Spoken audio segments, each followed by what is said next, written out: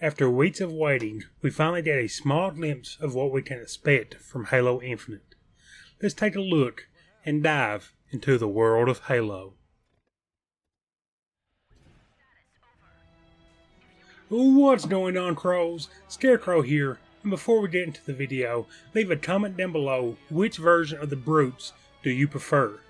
The animalistic version from H2 or the tactic based brutes from H3. My answer will be in the comments as well. And alright, with Halo Infinite we have been seeing a huge content drought that we have never seen before in prior Halos. As we wait for Microsoft's July event, we can only hope for breadcrumbs to fall in the shape of leaks or teasers. And 343 has finally broken the silence.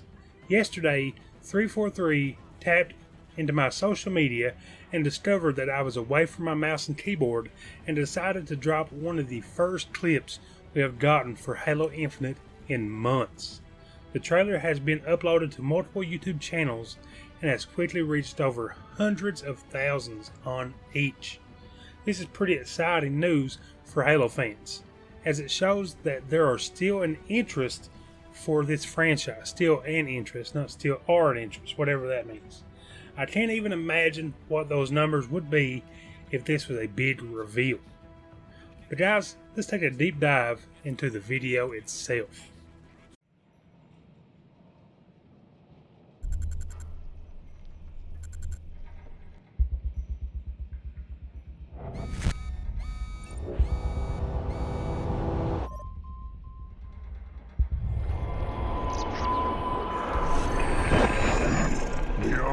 Vultures. Forces occupy the ring. Within hours, it will be under our control. Humanity will burn.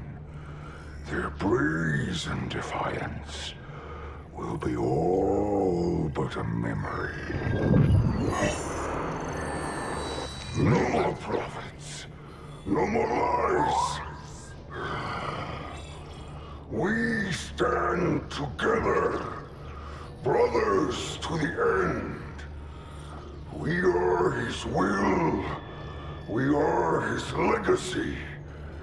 We are the Banished.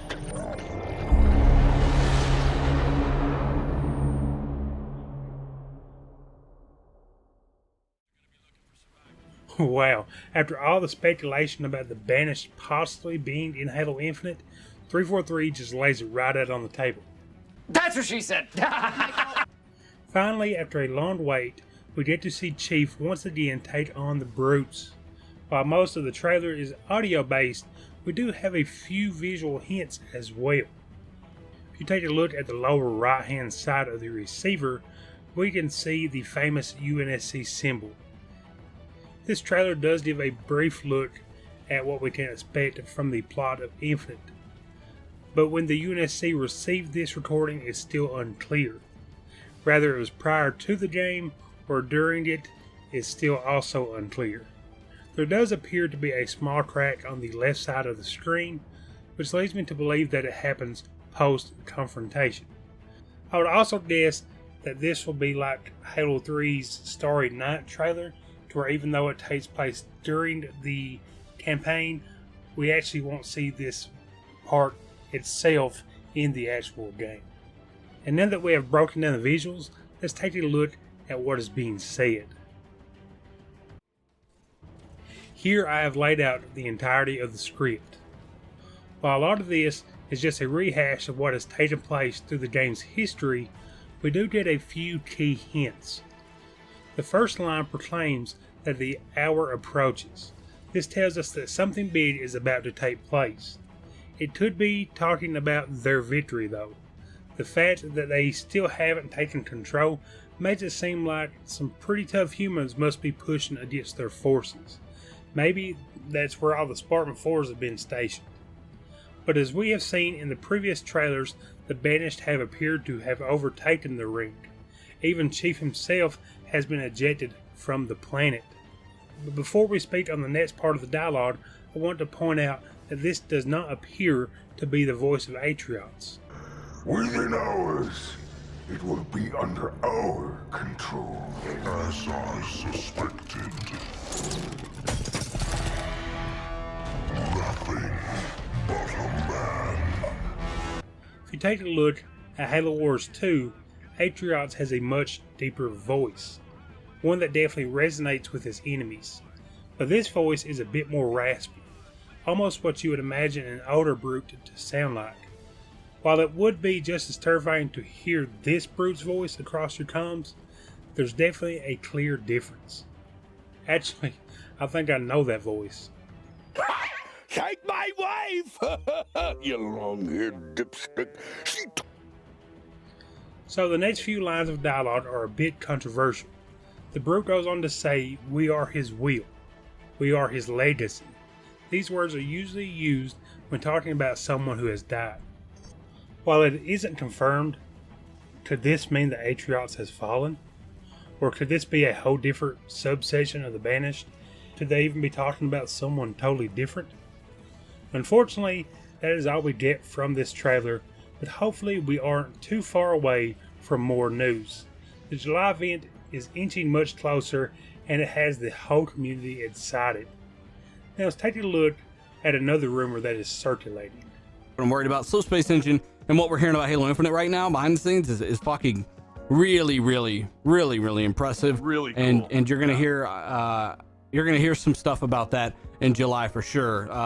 And there's also some other people like Shinobi and others basically saying that they're hearing really good things about the event. From what we've heard, there's some really good things about the event. The only thing I'll say about God of War is Halo Infinite is that it has something in common with God of War that we'll point out after it's actually revealed, that we've learned about recently that's really cool. And again, Halo Infinite apparently is a juggernaut, and all that stuff you've seen has been in-engine, no bullshit, 60 FPS, and that's not even with ray tracing or anything. So I can't wait to see more on the game, considering we'll be playing it sooner than later. Recently on the RDX podcast, it was hinted that Halo Infinite will share a feature similar to that of God of War. Some people have guessed that it may be a one-touch style campaign. If you don't know what that is, it is where there are no cuts the entire game, and it will appear to be in one fluid motion. Coincidentally, I have been playing God of War recently, and let's take a look at some of the features that it and God of War may have in common. Disclaimer, this is just a fun guess, and this is definitely not insider information. The first couple of things that come to mind is open world and RPG elements. I truly could see open world being the correct answer, as it has been mentioned numerous times that they are building a world, and the word open has been tossed around like crazy. But RPG elements, I think, are when we start to step over dangerous grounds. It wouldn't make sense for Chief's abilities to progress, as he's the daggone Chief, guys, and it would also not make sense for the weapons to be purchasable due to him having access to all the UNSC weapons. Also, changing his armor would be just totally out of the question.